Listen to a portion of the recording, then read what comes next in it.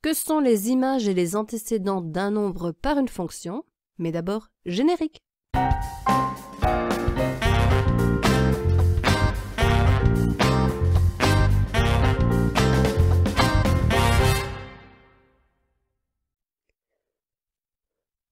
Le couple -1, 2 est un point du graphique qui se situe ici.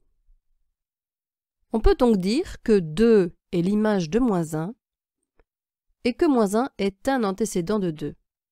Attention à la subtilité française qui dit qu'il y a une seule image mais qu'il peut y avoir plusieurs antécédents.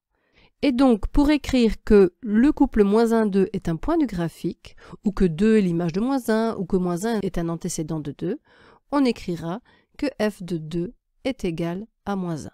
On établit donc une égalité entre deux nombres grâce à la fonction f.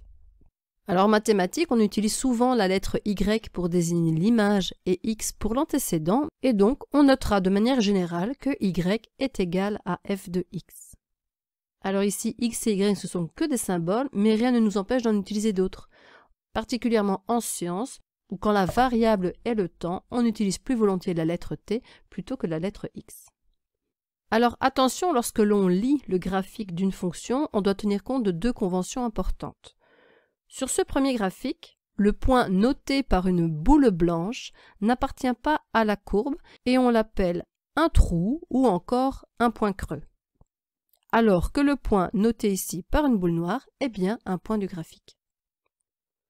Deuxième convention, ici j'observe que la courbe touche le cadre qui représente la fonction et donc il ne faut pas imaginer qu'après ce que l'on voit, il se passe quelque chose de particulier.